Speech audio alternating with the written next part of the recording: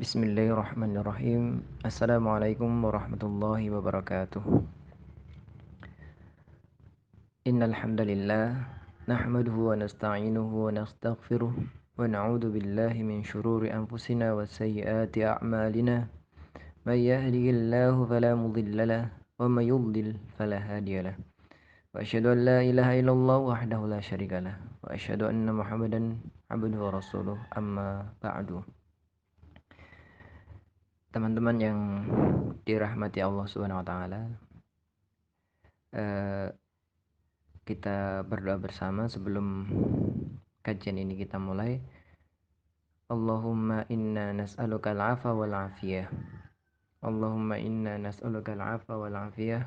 Allahumma inna nas'aluka al-'afwa wal 'afiyah fid dunya wal akhirah.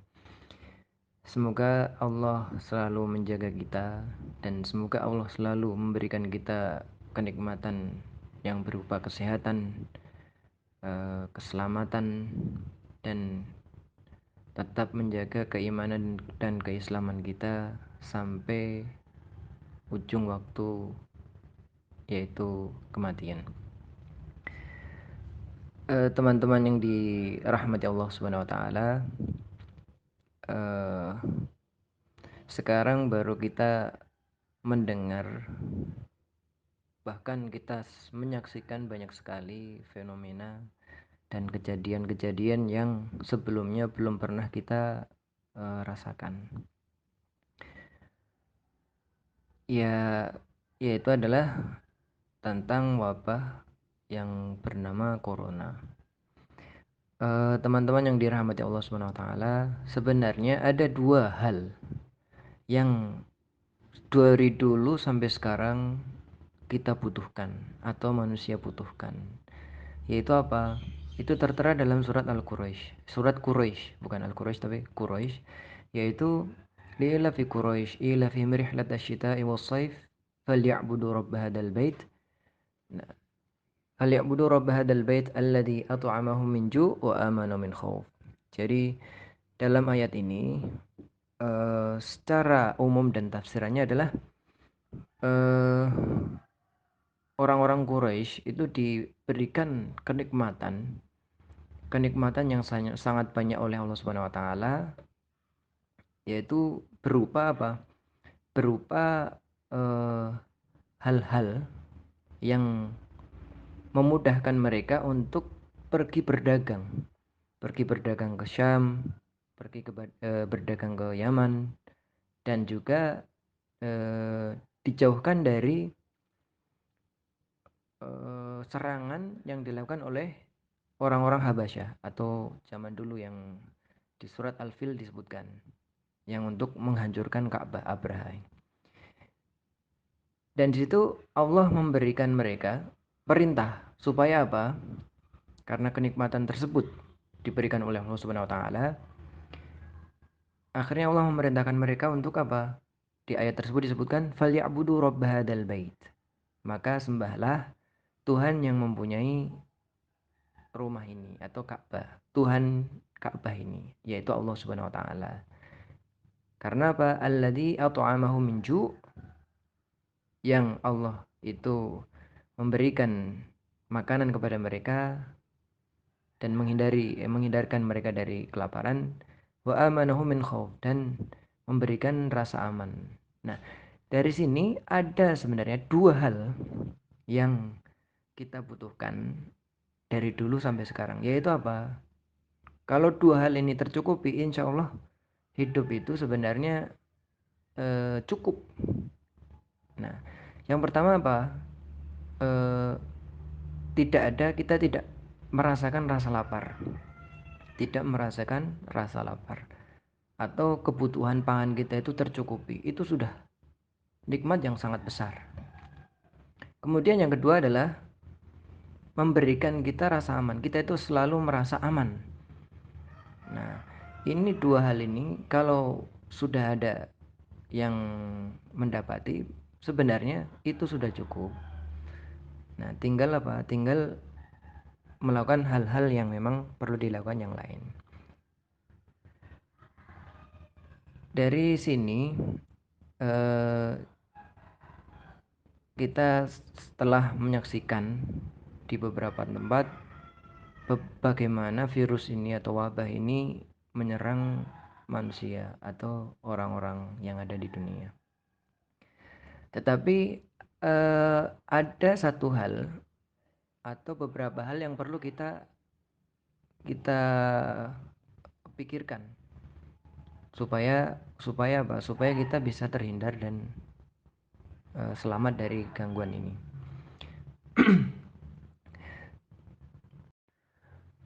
Sebelumnya kita akan membahas siapa saja yang dikatakan oleh Allah atau Rasulullah yang dikatakan apa? Yang dikatakan orang yang syahid. Orang yang syahid atau syuhada. Ada banyak riwayat yang mengatakan bahwasanya syahid atau syuhada itu tidak hanya satu. Yang kita tahu orang syahid itu, mati syahid, itu kan orang yang meninggal atau terbunuh dalam perang. Tetapi sebenarnya ada banyak orang yang bisa dikatakan sebagai orang yang mati syahid. Dalam hadis Abi Hurairah bahwasanya Rasulullah bersabda, "Asyuhada'u khamsah." Para syuhada itu ada lima macam, yaitu al-mat'un, orang yang tertusuk, al-mabtun, orang yang sakit perut, al-gharik, orang yang tenggelam, wasahibul hadm, yaitu yang tertimpa, orang-orang yang tertimpa sesuatu, asyahid fisabilillah, wasyahid fisabilillah, orang yang meninggal dalam peperangan. Dan ada pula Rasulullah pernah bertanya, ma ta'uduna syuhada fikum? Siapa yang kalian anggap sebagai syuhada di antara kalian atau orang-orang yang syahid di antara kalian? Maka para sahabat menjawab, "Ya Rasulullah, man qutila fi sabilillah wa huwa syahid." Mereka berkata, "Ya Rasulullah, wahai Rasulullah, orang yang meninggal di medan perang, maka dia adalah orang yang syahid." Kemudian apa? Rasulullah bersabda, "Inna syuhada ummati idzan laqalil." Maka para syuhada di umatku tinggal sedikit berarti. Kalau cuma yang meninggal di peperangan itu dikatakan sebagai orang yang mati syahid, maka itu sangat sedikit, kata Rasulullah. Kemudian apa? Kalau mereka menjawab atau mereka berkata, "Faman ya Rasulullah?" Kemudian siapa yang dikatakan sebagai syahid? Qala man qutila fi sabilillah fahuwa syahid. Kemudian Rasulullah bersabda, "Man qutila fi sabilillah fahuwa syahid." Orang yang meninggal di medan perang untuk membela agama Islam, maka dia adalah orang yang mati syahid. Wa man mata fi sabilillah fahuwa syahid. Dan barang siapa yang meninggal di jalan Allah, maka dia mati syahid. Maksudnya yang ini dan sebelumnya adalah man qutila, orang yang terbunuh di medan perang itu orang yang syahid. Wa man mata fi sabilillah di sini banyak artiannya. Artiannya itu tidak hanya khusus pada peperangan, tetapi orang yang menuntut ilmu itu juga dikatakan sebagai fisabilillah atau yang semakna dengan itu. Waman mata fit ta'un fahuwa syahid, dan orang yang meninggal atau meninggal wafat karena ta'un atau wabah, maka dia orang yang syahid. Waman mata fil batn fahuwa syahid, dan orang yang orang yang meninggal di dalam perut maka dia syahid. Wal gharik syahid, dan orang yang tenggelam dia juga termasuk orang yang mati syahid. Ini hadis yang diriwayatkan oleh Muslim. Dan kemudian ada hadis lain yang menyebutkan bahwasanya ada syahid atau orang yang mati syahid yang lain. Nah, ini hadis ini diriwayatkan oleh Abdullah bin Amr ibnul As, bahwasanya Rasulullah bersabda, "Man qutila duna malihi fahuwa syahid." Muttafaqun alaih. Dan orang yang meninggal atau orang yang terbunuh karena melindungi hartanya, maka dia mati syahid. Jadi kalau orang yang punya harta kemudian ada yang mau merampas atau mencurinya atau menjamret dan lain sebagainya, terus kita perangi orang tersebut, Maka kalau seumpamanya kita meninggal dalam melindungi harta tersebut, maka kita termasuk orang yang mati syahid. Tetapi kalau seumpamanya kita dalam melindungi harta tersebut ternyata orang pencuri atau penjahat yang tadi itu kita bunuh, maka penjahat tadi adalah orang yang ahli neraka. Kemudian kita akan membahas masalah selanjutnya, yaitu adalah apa?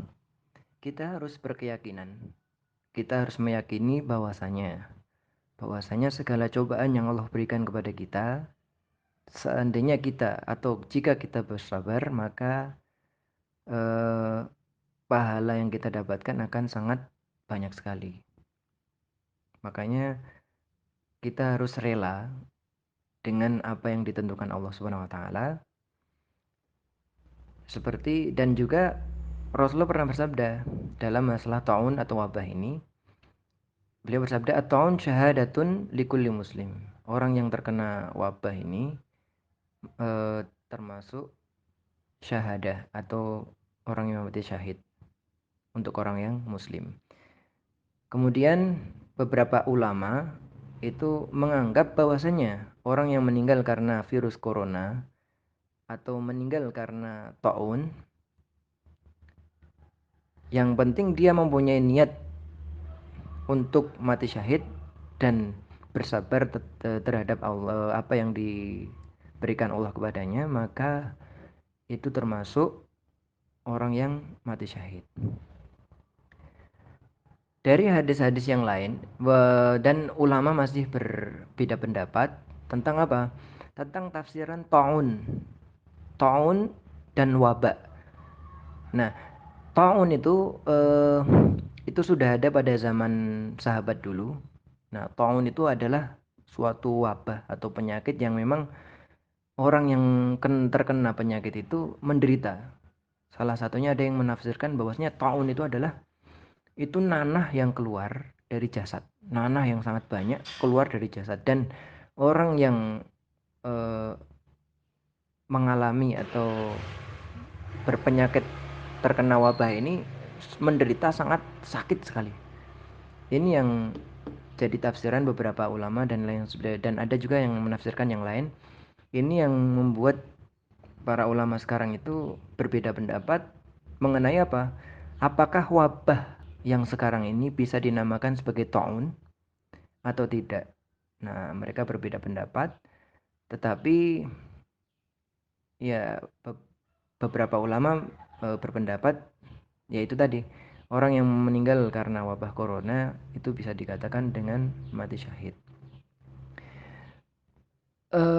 Dan dari hadis yang kita sebutkan di atas, nah dari hadis yang kita sebutkan di atas itu adalah semuanya itu bisa dikatakan orang yang mati syahid. Tetapi yang harus kita garis bawahi di sini adalah apa? Di situ ada orang yang mati syahid secara hakikat, tetapi juga ada yang mati syahid secara makna.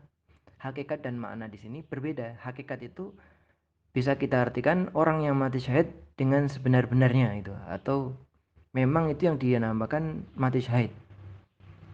Nah, itu adalah orang yang meninggal atau orang yang berperang kemudian meninggal terbunuh dalam medan perang, itu yang dinamakan oleh mati syahid yang hakiki. Kemudian setelah yang selain itu yang kita sebutkan di atas tadi itu hanya maknawi. Maknawi di sini adalah bisa kita artikan mereka itu mendapatkan pahala orang yang mati syahid. Dan hukumnya berbeda di sini. Hukumnya berbeda tentang apa? Tentang cara pemandian dan lain sebagainya. Kalau orang yang meninggal dalam peperangan atau terbunuh di situ, maka hukumnya adalah mereka tidak boleh dimandikan. Tidak boleh dimandikan, tidak boleh disolati. Kemudian apa? Kemudian langsung dikubur dengan semuanya. Dengan semua yang ada di badannya. Contoh mereka mengenakan baju perang dan lain sebagainya, maka harus langsung dikubur. Nah, ini seperti ini yang dilakukan oleh Nabi Muhammad SAW terhadap siapa? Terhadap orang-orang yang meninggal mati syahid pada perang Uhud. Tetapi yang meninggal eh, karena syahid maknawi itu para syuhada yang meninggal secara makna, mereka tetap diberlakukan sebagaimana biasanya, yaitu apa? Dicuci, disolatkan, dan lain sebagainya, dikubur.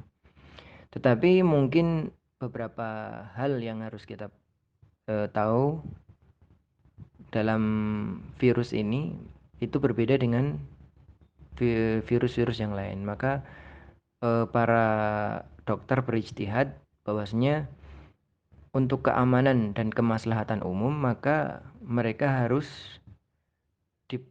dibungkus supaya apa? Supaya virusnya tidak menyebar dan lain sebagainya. Nah, kemudian dari sini dalam menanggapi hal ini